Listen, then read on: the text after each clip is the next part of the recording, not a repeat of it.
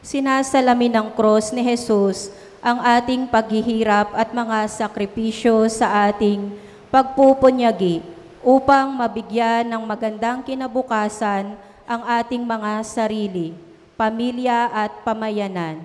Ipanalangin natin ang isa't isa, ang ating pamilya at komunidad, upang mapagtagumpayan ang mga tukso. Ipaubaya natin ang lahat sa Diyos na siyang lakas at sandigan natin. Ating bawat hinaing, suliranin at mga kahinaan natin. Magsitayo po tayo.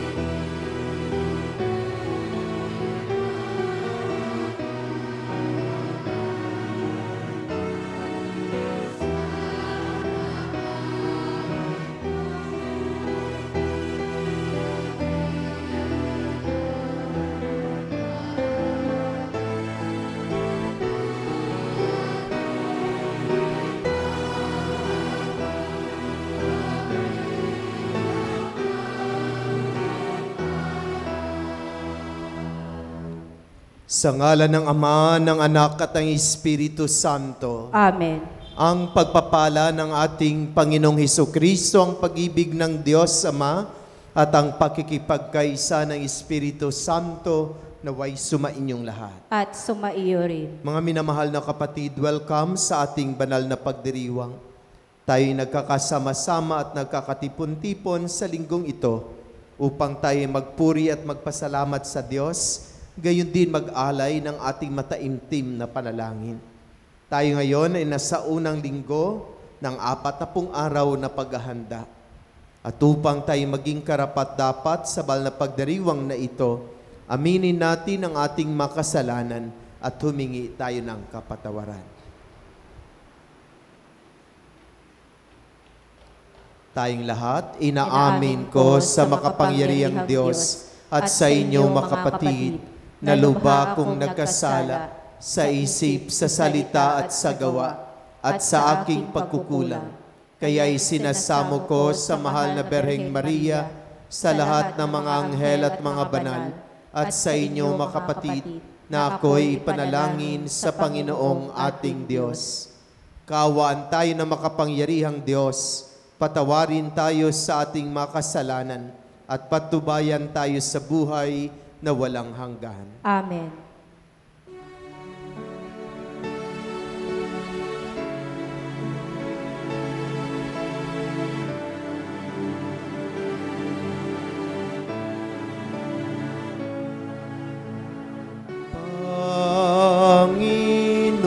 Panginoon, kaawaan mo kami.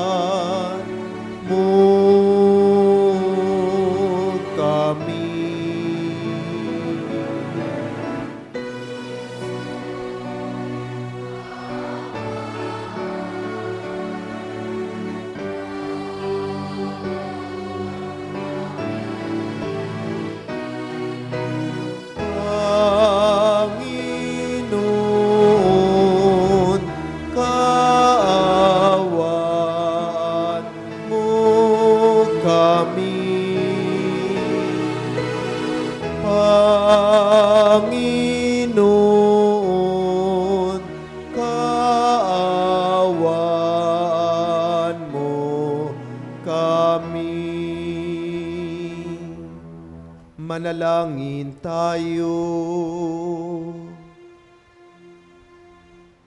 Ama naming makapangyarihan, sa taon-taong pagdiriwang ng paghahandang 40 araw para sa Pasko ng pagkabuhay, kami naway lalong umunlad sa pagtuklas sa hiwaga ng tagumpay ni Kristo upang masundan namin siya sa pamumuhay na marangal bilang aming tagapamagitan kasama ng Espiritu Santo magpasawalang hanggan.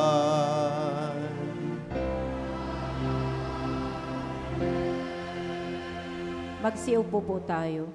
Habang iniaalay ng mga Israelita sa Diyos ang bunga ng kanilang lupa bilang pasasalamat, ipinahahayag din nila ang ginawang pagliligtas ng Diyos. Ang Kuwaresma ay panahon ng paggunita sa pagpapakasakit ng Panginoong Hesukristo para sa ating kaligtasan. Ang salita ng Diyos mula sa aklat ng Deuteronomio.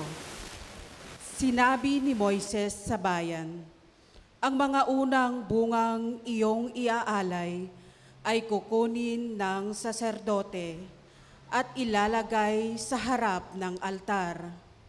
Pagkatapos ay saysayin ninyo ito sa harapan ng Panginoon. Isang galang Aramiteo ang aming ninuno.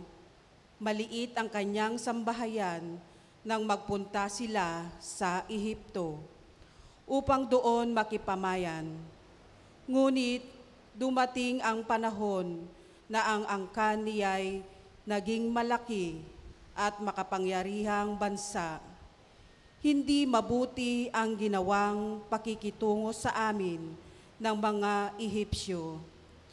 Pinahirapan nila kami at inalipin, kaya dumulog kami sa inyo, Panginoon, Diyos ng aming mga ninuno, at dininig ninyo kami. Nakita ninyo ang aming pagdurusa, ang kahirapan at kaapihang dinaranas sa pamamagitan ng inyong kapangyarihan, ng mga kakilakilabot na gawa at mga kababalaghan. Inalis ninyo kami sa Ehipto at dinala sa lupaing itong sagana sa lahat ng bagay. Kaya narito ngayon, Panginoon, ang unang bunga ng aming mga pananim sa lupaing ibinigay mo sa amin. Pagkasabi noon, ang dala ninyo'y ilalapag sa harap ng altar, saka kayo luluhod upang sambahin ang Panginoon. Ang salita ng Diyos. Salamat sa Diyos. Puon ko, ako'y samahan sa dusa at kahirapan. Puon ko, ako'y samahan sa dusa at kahirapan. Siyang naghahangad ng pagkupkop ng kataas-taasan at nananatili sa kalinga niyong makapangyarihan, makapagsasabi sa kanyang Panginoon, muog ka't tahanan, ikaw ang aking Diyos, ang Diyos na tangi kong pinagtiwalaan. Tugon. Puon ko, ako'y samahan sa dusa at kahirapan. Di mo aabuting ika'y mapahamak at walang daratal, kahit anong uring mga paghihirap sa iyong tahanan. Susuguin niya ang maraming anghel, silang susubaybay. Kahit saang dako, ikaw maparoon, tiyak iingatan. Tugon. Puon ko, ako'y samahan sa dusa at kahirapan. Sa kanilang palad ay itatayo ka't silang magtataas, nang hindi masaktan ang mga paa mo sa batong matalas, kahit ang tapakan mo ay mga leon. Ahas na mabagsik, di ka maaano, sa mga serpiente't liyong mababangis. Tugon, Puon ko ako'y samahan sa dusa at kahirapan. ang sabi ng Diyos, aking ililigtas ang tapat sa akin, at iingatan ko ang sinumang taong ako'y kikilalanin. Pag sila'y tumawag, laging handa ako na sila'y pakinggan. Aking sasamahan at kung may hilahil ay sasaklolohan. Aking ililigtas at ang bawat isa ay pararangalan. Tugon, Puon ko ako'y samahan sa dusa at kahirapan. Tinatawag tayo ni Apostol Pablo na ilagak ang ating pananampalataya at pagtitiwala sa Panginoong Hesukristo na nagpakasakit, namatay at muling nabuhay para sa ating kaligtasan. ang salita ng Diyos mula sa sulat ni Apostol San Pablo sa mga taga-Roma. Mga kapatid, ito ang sinasabi ng banal na kasulatan. Malapit sa iyo ang salita, nasa iyong mga labi at nasa iyong puso. Ibig sabihin, ang salitang pinangangaral namin tungkol sa pananampalataya. Kung ipahahayag ng iyong mga labi na si Jesus ay Panginoon at mananalig ka ng buong puso na siya'y muling binuhay ng Diyos, maliligtas ka. Sapagkat nananalig ang tao sa pamamagitan ng kanyang puso at sa gayoy napawawalang sala at nagpapahayag sa pamamagitan ng kanyang labi at sa gayoy naliligtas.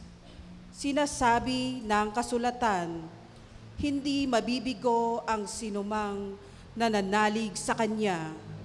Walang pagkakaiba ang katayuan ng Hudyo at ng Griego.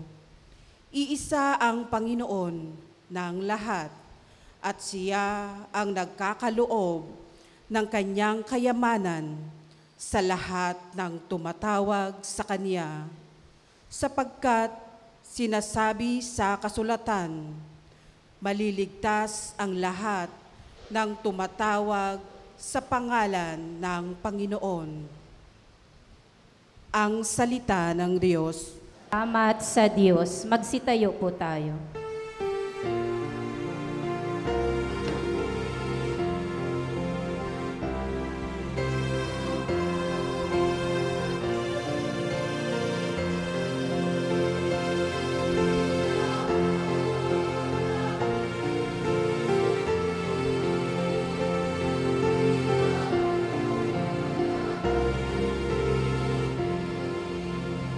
Ang tao ay nabubuhay hindi lamang sa tinapay, kundi sa salitang mahal mula sa bibig na banal ng Ama nating may kapal. Ikamo'y aming diringgin, wika mo'y aming susundin, wika mo'y aming tutupdin. Sumainyo ang Panginoon. At sumaiyo rin. Ang mabuting balita ng Panginoon ayon kay San Lucas. Papuri sa iyo, Panginoon. Noong panahong iyon, umalis si Jesus sa Jordan, puspos ng Espiritu Santo. Dinala siya ng Espiritu doon sa ilang At sa loob ng apat na pung araw ay tinukso ng dyablo. Hindi siya kumain sa buong panahong iyon, kaya't gutom na gutom siya.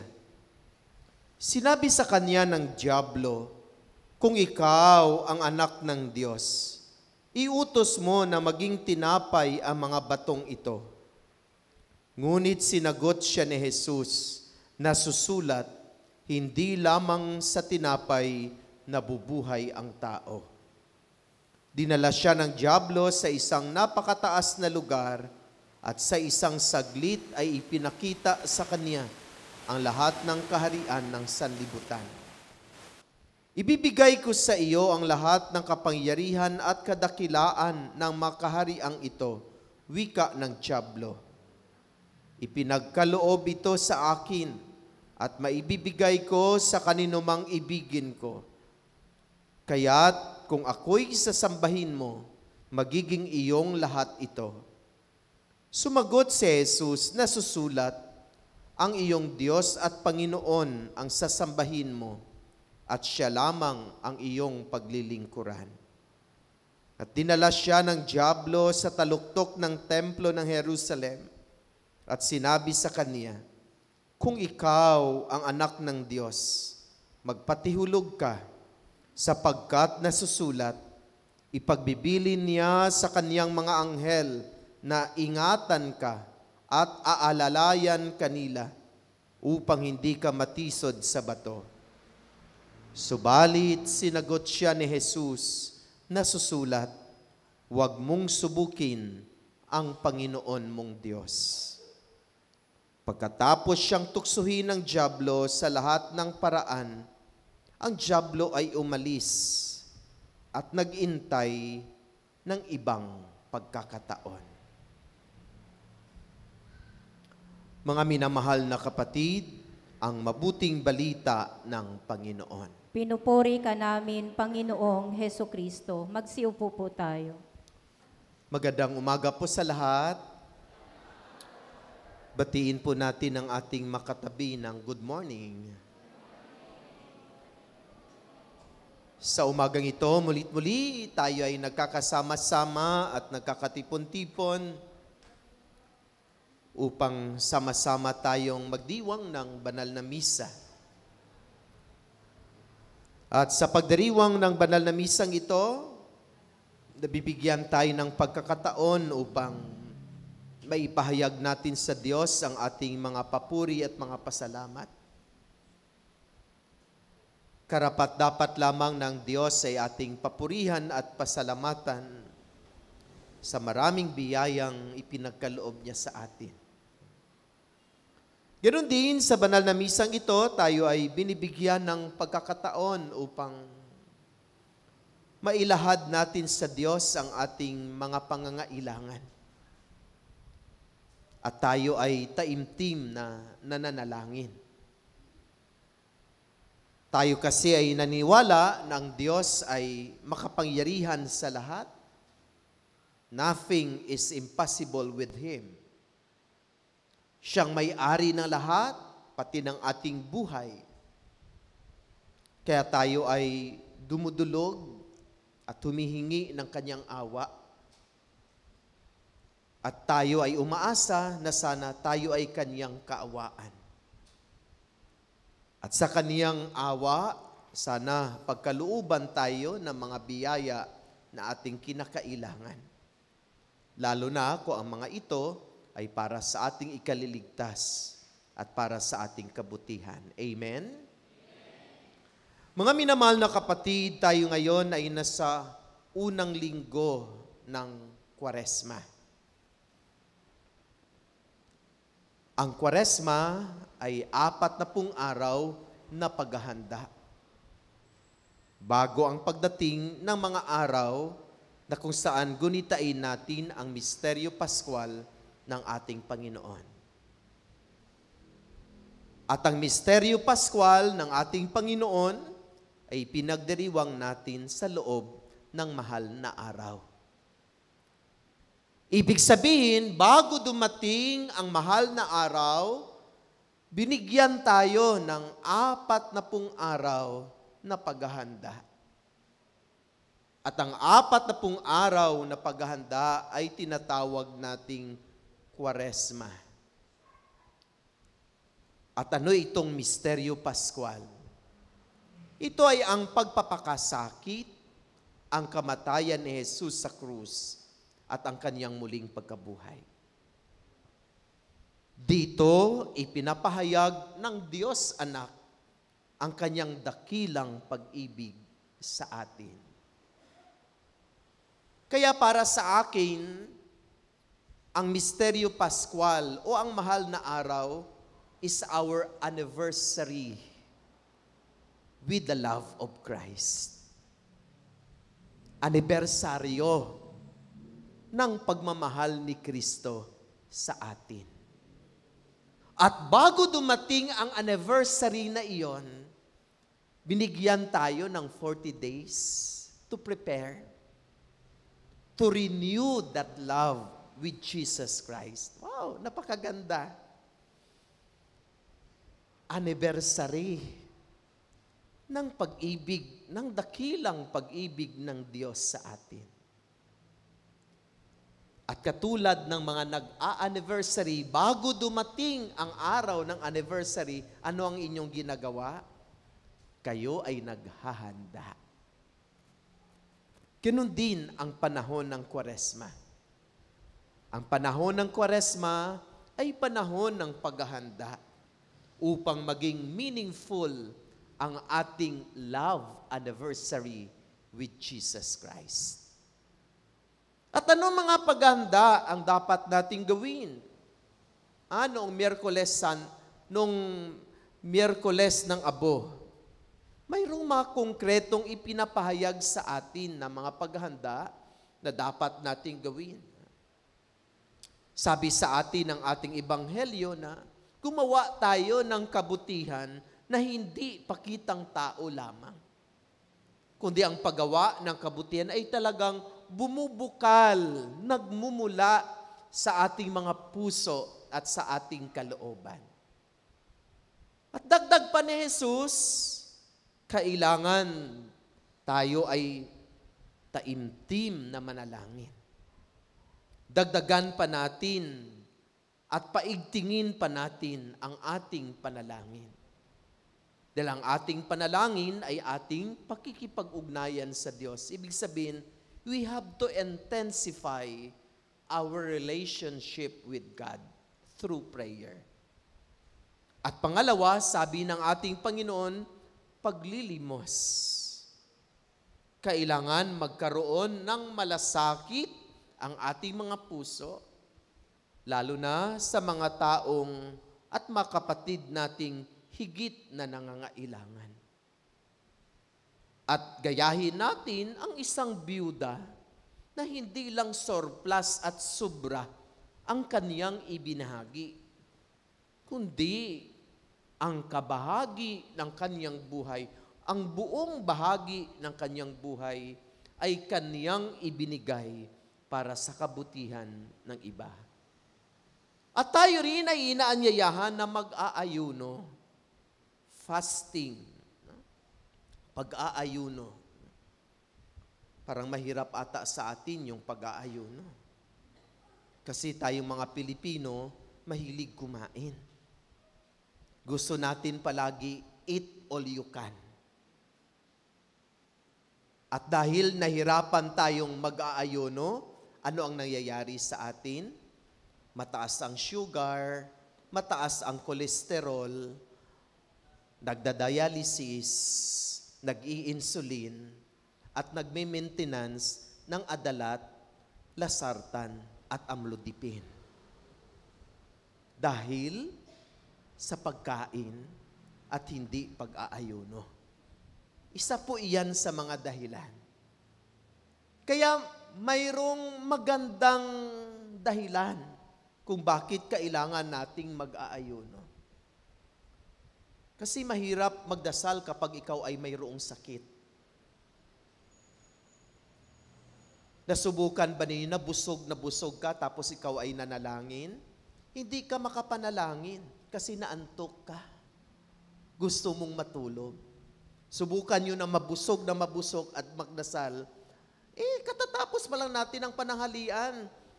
Umiinom pa lang tayo ng tubig, gumaganon-ganon na tayo. Nais na nating matulog. Pero pag gutom ka, hindi ka makatulog kasi kumakalam yung sikmura mo. Kaya mahalaga ang pag-aayuno, bahagi ng pagsasakripisyo. Hindi lamang para magkatuon ng lakas sa ating katawan, kundi magkaroon tayo ng malalim na ugnayan sa ating Panginoon, na tayo ay pinaalalahanan na sa ating kawalan, walang makapupuno, kundi ang ating Diyos. In our poverty, no one can fulfill. It is only Jesus Christ. Mga minamahal na kapatid, ito yung mga paalaala sa atin at makongkretong paanyaya, bahagi ng ating paghahanda.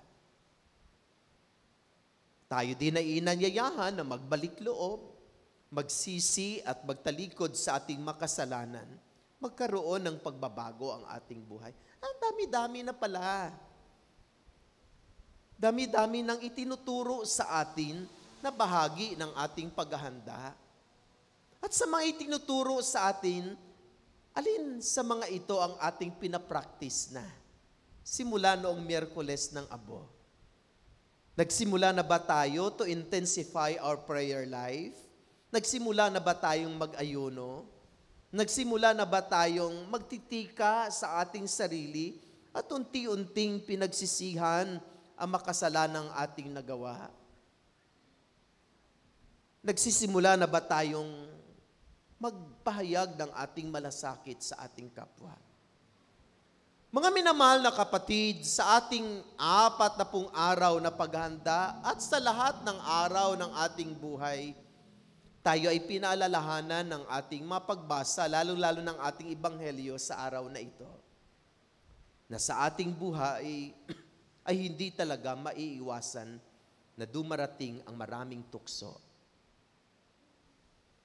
Sino yung kumanta ng "Utukso, layuan mo ako"? Si Eva Eugenio. Pero hindi lumalayo ang tukso.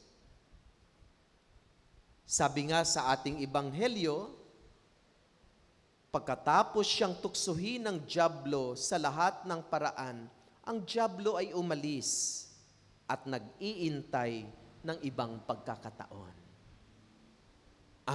Andyan lang siya palagi. At iniintay lang ang pagkakataon. Lalo na kung tayo ay mahina. Pero kung minsan, kapag tayo ay mahina at palaging mahina, hindi na tayo tinutukso ng dyablo. Kasi sabi ng dyablo, atin na yan. Huwag mo na siyang tuksuhin, atin na yan. Kayang-kaya na yan natin, hindi na siya nagsisimba, hindi na sila nagbibliya rasal, hindi na sila nagro-rosaryo, hindi na sila naglalaan ng panahon para ako ay kausapin, para ang Panginoon ay kausapin, atin na yan.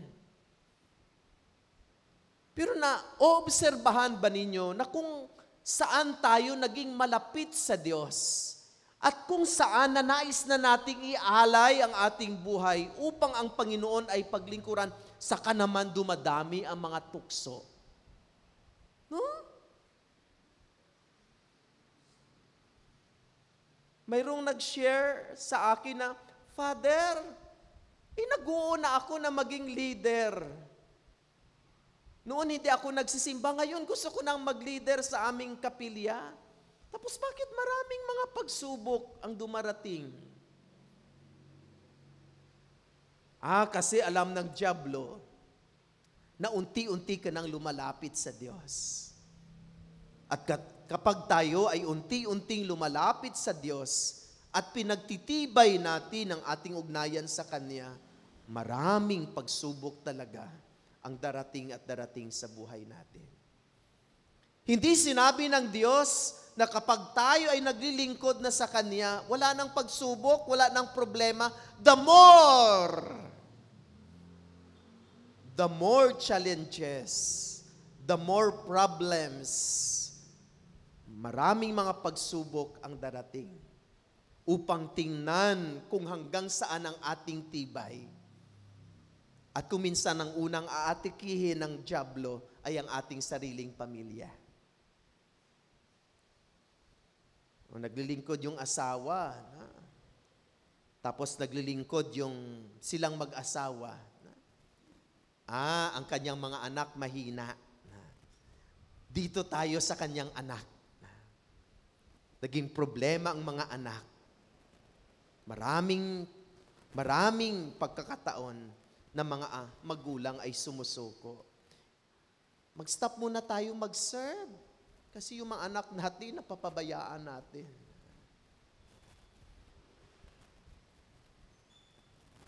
Mag-stop muna tayo ng serve. Kasi yung mga anak natin, yung kanilang pag-aaral, parang hindi na naasikaso. Ang dyablo ay hahanap talaga ng pagkakataon. Kakailangan kapag tayo ay magsiserve sa Panginoon, kailangan unang-una nating pagtibayin ay ating pamilya. Dahil ang unang aatakihin ng demonyo upang sumuko tayong lumapit at maglingkod sa Kanya ay ang ating sariling pamilya. At paano natin harapin at labanan ang mga pagsubok sa buhay? Hindi pwedeng takbuhan ang mga pagsubok. Kailangan harapin at labanan. At ano ang ating magiging sandata? Kailangan prepared ka. Kailangan well-girded ka. Kailangan handa kang harapin ang mga pagsubok at tukso sa buhay. At ano ang ating maging sandata? Walang iba kundi ang ating panalangin. Prayer. Kaya napakahalaga na ang pamilya ay palaging nagdarasal. Diba? Kahit na-observe na natin yan, naranasan na natin yan, ikaw na nanay, na naglilingkod, tapos dasal ka ng dasal, tapos ikaw lang yung nagdadasal, ikaw lang naglilingkod, diba? Mayroong mga nangyayari sa miyembro ng pamilya para ma-disturb ka. At kapag na-disturb ka, susuko ka na sa iyong paglilingkod. At marami tayong makaranasan yan. Maraming mga leaders natin ang sumuko. Kasi hindi buo ang pamilya sa pag-aalay ng kanilang panahon upang manalangin, upang maging matatag sa mga pagharap sa mga pagsubok sa buhay. Subalit mayroon talagang mga nanay na ang tibay-tibay. Kahit anong matinding pagsubok ay hindi siya sumusuko. Dahil ang tanging kanyang kinakapitan ay walang iba kundi ang Diyos. Dahil walang sinumang makadaig sa kapangyarihan ng Diyos. Walang sinumang makadaig sa pag-ibig ng Panginoon. Kaya kailangan sa Kanya tayo kumapit. Sa Kanya tayo dudulog. Sa Kanya tayo lalapit. Sa Kanya tayo tatawag. Kaya ibig sabihin, anuman ang mangyari sa ating buhay, kailangan ay huwag nating kalimutan ng Diyos. Kapit talaga ng mahigpit sa Panginoon. Kapag merong mga matinding pagsubok sa buhay, dagdagan pa ang pagtawag sa Diyos. Kung pwede pang lumuhod ng buong araw sa harapan ng Panginoon upang hindi madaig na mga pagsubok sa buhay, ay gagawin po natin. At maniwala tayong ang Diyos ay makapangyarihan sa lahat. Walang tanging makapagpatibay sa atin, kundi ang pag-ibig ng Panginoon, kundi ang kapangyarihan ng ating Diyos. At yan yung paanyaya sa atin nitong panahon ng Kwaresma sa unang linggo. na kailangan magbalik loob tayo sa Panginoon. Kung medyo nakalimutan natin siya noong nakaraang araw at nakaraang buwan, ditong panahon, ay lalapit muli tayo sa Kanya. Kumapit tayo sa Kanya. At tandaan po natin na kapag mayroong mga pagsubok, mayroong mga tukso sa buhay, tawag sa Panginoon. Tawagin ang mahal na ina, ang Our Lady of the Sacred Heart. Diba? Kapag mayroong mga pagsubok, hawak ka ng rosary. Mama Mary, huwag mo naman kaming pabayaan. Panginoon, tulungan mo naman kami at gabayan mo kami sa pagharap nitong mga tukso at mga pagsubok sa buhay. Dahil nababatid natin na kay Mama Mary at sa ating Panginoon, walang makadaig dahil sila ay ang makapangyarihan. Kaya, hindi lang utukso, layuan mo ako. Kundi kailangan manalig tayo sa Diyos. Humingi tayo ng tulong kay Mama Mary upang ang mga tukso ay ating masumpungan, malampasan at malabanan. Nang sa ganon ay maging matagumpay tayo sa pagharap sa mga pagsubok at tukso sa buhay. Dalhin natin ang pamilya para lumapit sa Diyos. Dahil ako ay naniniwala hanggang sa ngayon, the family that prays together stays forever. Amen. Magsitayo po tayo. Pahayag natin ang ating pananampalataya. Sumasampalataya ako sa Diyos amang makapangyarihan sa lahat, na may gawa ng langit at lupa. Sumasampalataya ako kay Jesucristo, iisang anak ng Diyos, Panginoon nating lahat, nagkatawang tao siya lalang na Espiritu Santo, ipinanganak ni Santa Mariang Berhen, pinagpakasakit ni Poncio Pilato, ipinako sa krus na matay ni libing, nanaog sa kinaroonan ng mga yumao, na may 3 araw na buhay na mag-uli, umakyat sa langit, naluluklok sa kanang Diyos amang makapangyarihan sa lahat. Doon magmumulang paririto at hukom sa nabubuhay at namatay na tao. Sumasampalataya na ako sa Diyos Espiritu Santo, sa banal na simbahang Katolika, sa kasamahan na mabanal, sa kapatawaran ng makasalanan, sa pagkabuhay na muli na namatay na tao, at sa buhay na walang hanggan. Amen. Hinihiling namin sa iyo ngayon, Ama, na patuloy mo kaming gabayan upang mapaglabanan namin ang mga maraming tukso sa aming buhay. Buong tiwala kaming dumadalangin, Panginoon, patatagin mo kami sa iyong pag-ibig. Panginoon, patatagin mo kami sa iyong pag-ibig. Para sa mga namumuno sa simbahan, makasumpong nawa sila ng lakas kay Jesus na sa tuwing sila'y nasa bingit ng pagsuko, sa tuksong mamuhay ng taliwas sa Ebanghelyo, manalangin tayo. Panginoon, patatagin mo kami sa iyong pag-ibig. Para sa mga namumuno sa aming pamahalaan, pukawin mo nawa sila ng iyong dakilang pag-ibig upang gamitin nila ang kaban ng bayan sa mga programang kapaki-pakinabang sa mamamayan. Manalangin tayo. Panginoon, patatagin mo kami sa iyong pag-ibig.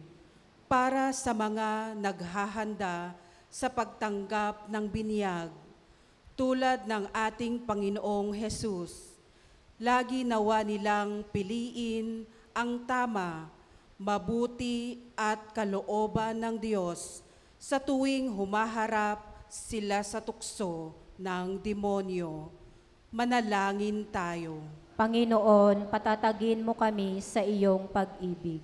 Para sa mga kapatid naming pumanaw, kahabagan mo nawa sila upang ganap silang makasapit sa buhay na walang hanggan.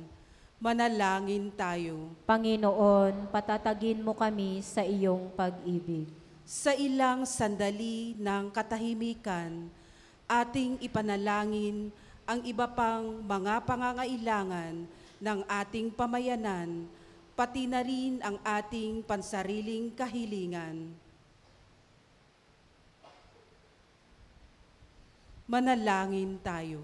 Panginoon, patatagin mo kami sa iyong pag-ibig. Ama, ikaw ang aming matibay na tanggulan sa harap ng bawat tukso at pangamba. Patuloy mo kaming ipagsanggalang at patnubayan upang makapamuhay kaming banal at naaayon sa iyong salita. Hinihiling namin ito sa pamagitan ni Kristong aming Panginoon. Amen. Magsiupo po tayo.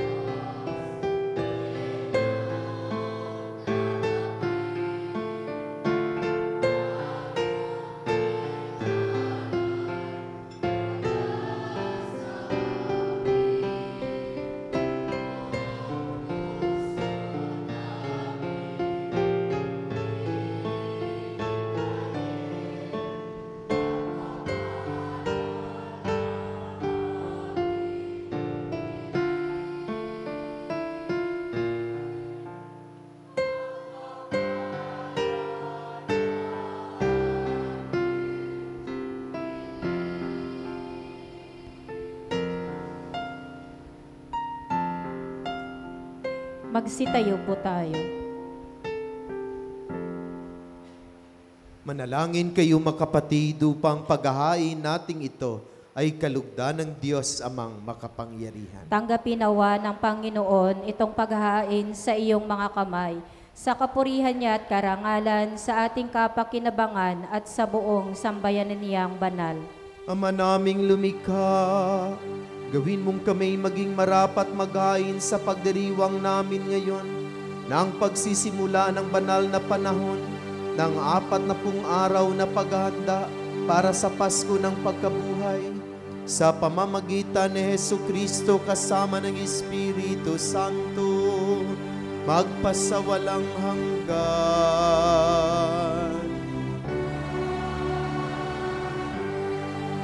Sumainyo ang Panginoon. Itaas sa Diyos ang inyong puso at diwa.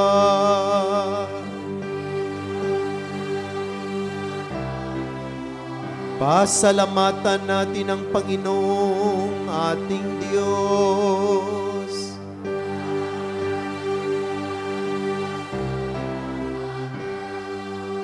Ama naming makapangyarihan, tunay nga marapat na ikaw ay aming pasalamatan sa pamamagitan ni Hesukristo na aming Panginoon.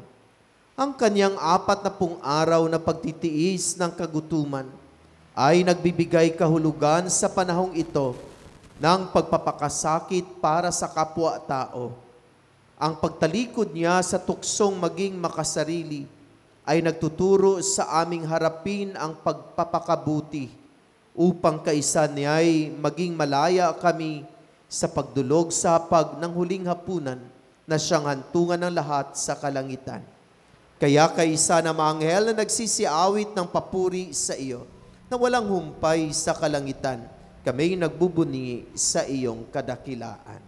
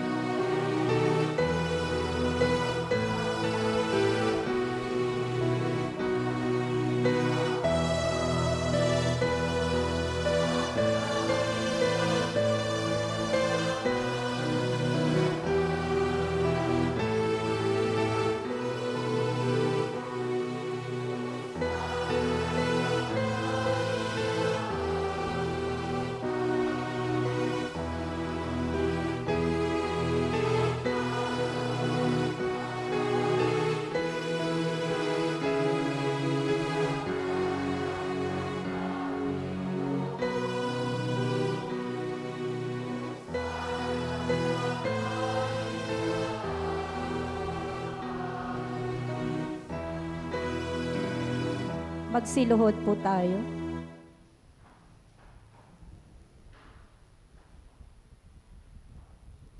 Ama naming banal, ikaw ang bukal ng tanang kabanalan. Kaya't sa pamamagitan ng iyong Espiritu, gawin mong banal ang mga kaloob na ito upang para sa amin ay maging katawan at tugo ng aming Panginoong Hesukristo.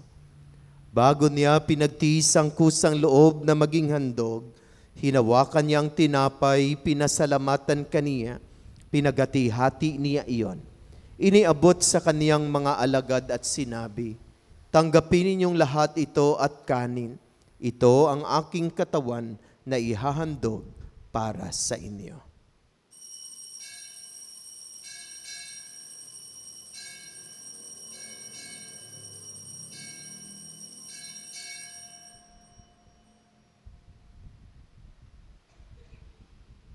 Gayon din naman, nung matapos ang hapunan, hinawakan niya ang kalis, muli kaniyang pinasalamatan. Iniabot niya ang kalis sa kaniyang mga alagad at sinabi, tanggapin ninyong lahat ito at inumin. Ito ang kalis ng aking dugo, ng bago at walang hanggang tipan. Ang aking dugo na ibubuhos para sa inyo at para sa lahat sa ikapagpapatawad ng mga kasalanan. Gawin ninyo ito sa pag-alaala sa akin.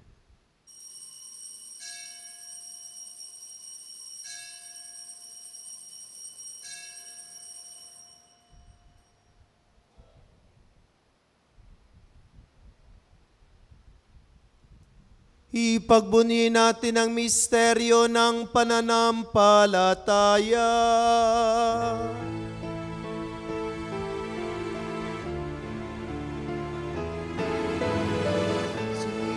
Kristo ay namatay. Si Kristo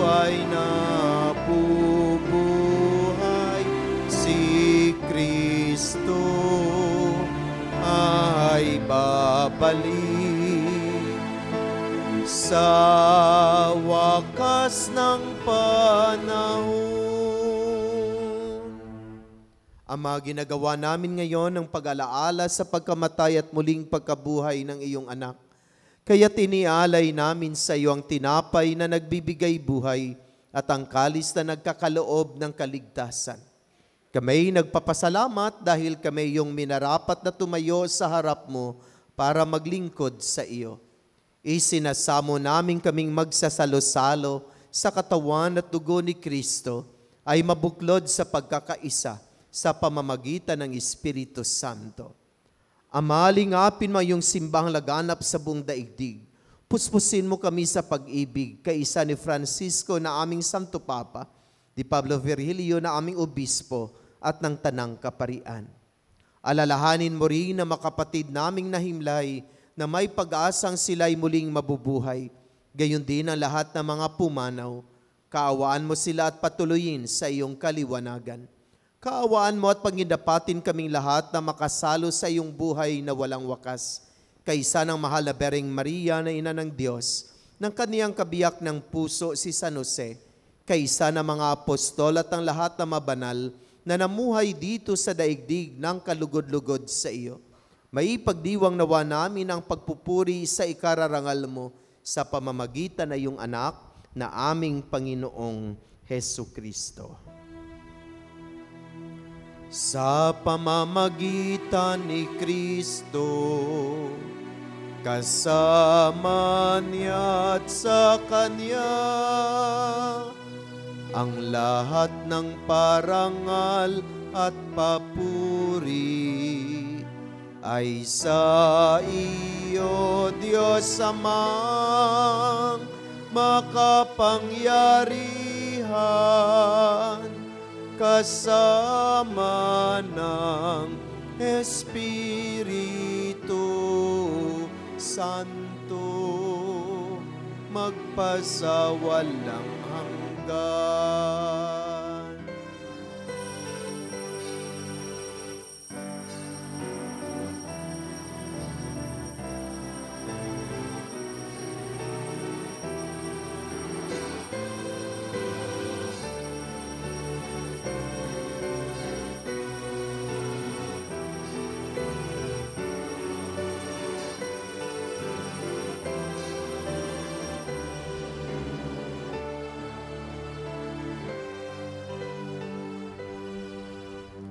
Sa tagubiling na nakagaling na utos sa turo ni Jesus na Panginoon natin at Diyos, ipahayag natin ang lakas loob.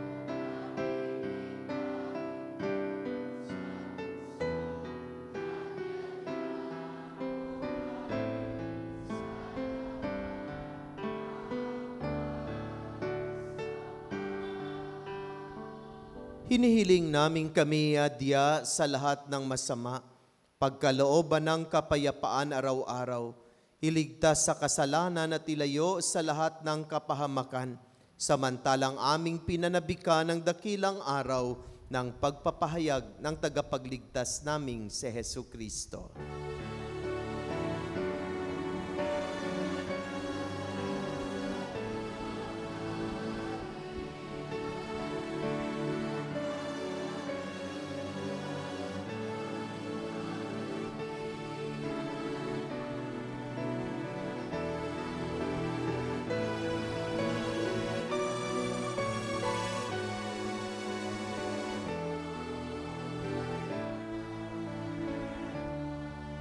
Panginoong Jesucristo, sinabi mo sa iyong mga apostol, kapayapaan ang iniiwan ko sa inyo, ang aking kapayapaan ang ibinibigay ko sa inyo. Tunghayan mo ang aming pananampalataya at huwag ang aming mga pagkakasala. Pagkalooban mo kami ng kapayapaan at pagkakaisa ayon sa iyong kalooban, kasama ng Espiritu Santo, magpasawalang hanggan. Amen. Ang kapayapaan ng Panginoon ay laging sumainyong lahat. At sumaiyo rin. Magbigayan tayo ng kapayapaan sa isa't isa. Peace be with you.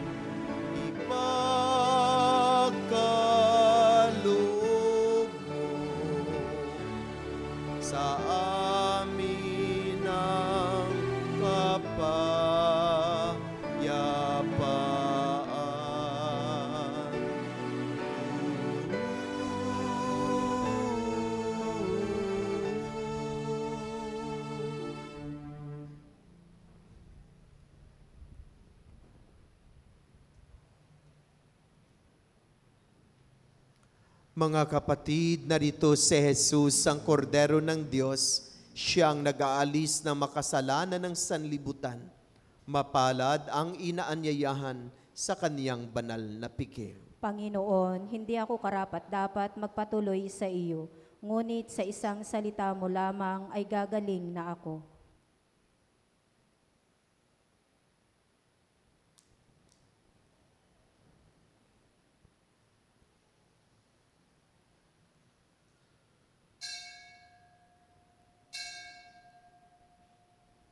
Magsiupo po tayo. Katawan ni Kristo.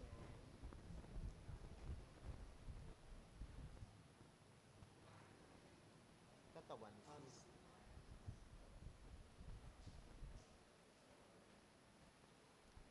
katawan ni Kristo.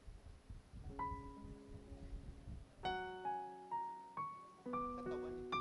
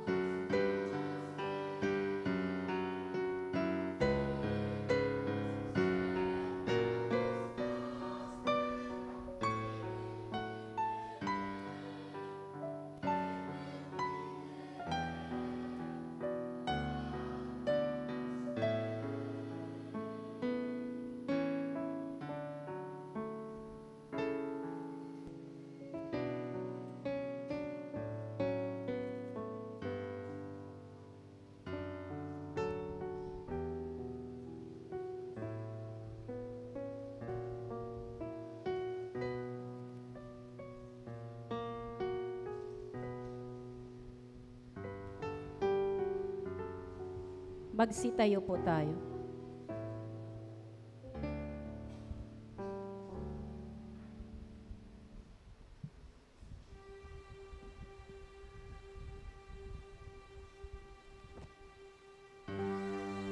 Manalangin tayo. Ama naming mapagmahal, kaming pinapakinabang mo sa pagkaing iyong bigay, ay tumanggap ng pampalakas ng pananampalataya, pampatibay ng pag-asa, at pampaalab ng pag-ibig. Matutuhan nawa naming damahin ang gutom at pananabik sa tunay na pagkaing nagbibigay buhay, upang kami makapamuhay sa bawat salita na namumutawi sa iyong bibig, sa pamamagitan ni Hesukristo kasama ng Espiritu Santo, magpasawalang hanggan.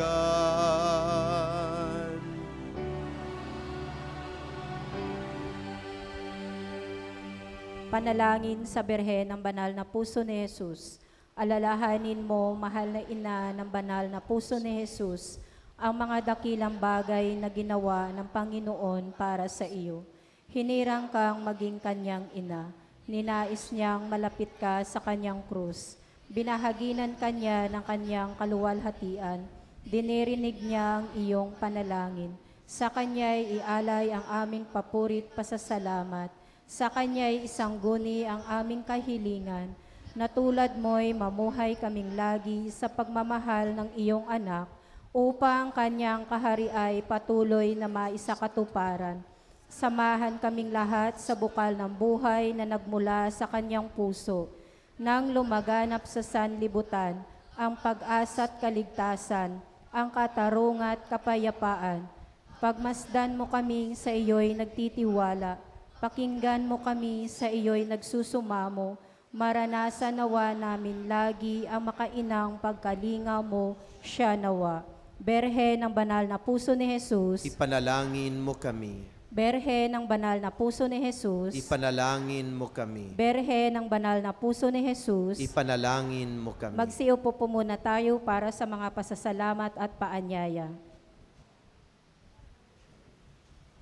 Pasalamatan po natin ang lahat ng mga tumulong sa paglilingkod, ang Music Ministry at Regina Shelley Children's Choir, Lay Eucharistic Ministers, Ministry of Altar Servers, Ministry of Ushers, Greeters, and Collectors, Ministry of Lectors and Commentators, Social Communication Ministry para sa ating FB live streaming, sa atin pong naririto ngayon at sa nanguna sa ating banal na pagdiriwang, Reverend Father Sammy Patriarca MSC.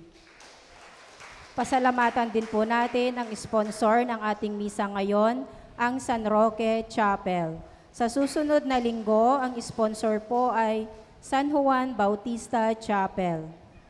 Paalala po, patuloy po nating suportahan ang ating Isang Dakot program sa pamagitan ng pag-aalay ng bigas na ating ipamamahagi sa mga kapatid nating higit na nangangailangan. Ang isang dakot mo ang papawi sa gutom ko. Gayon din po ang ating balikhandog at mga donasyon para po sa pagpapagawa at mga pangangailangan ng ating simbahan. Paalala at paanyaya.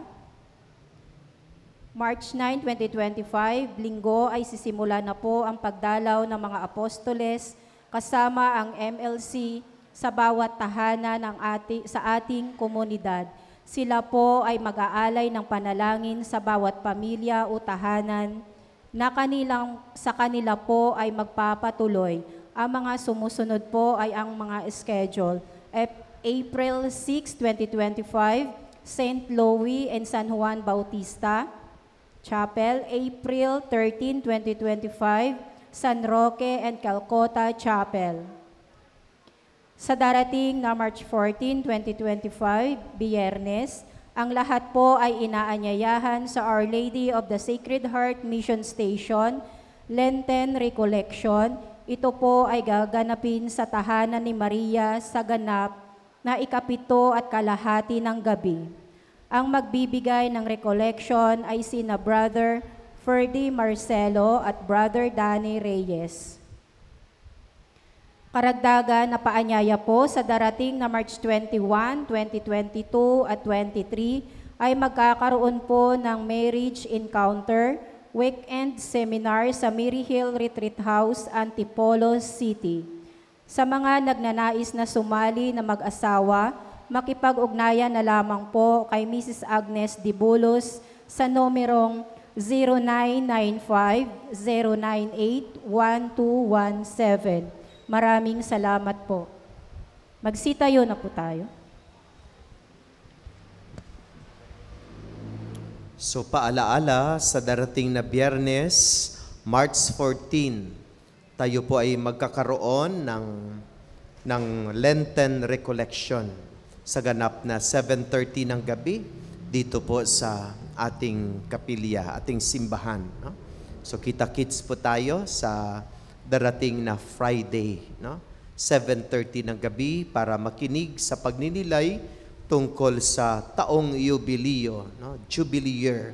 Ganon din sa ating karagdagang pagninilay ditong panahon ng Kwaresma.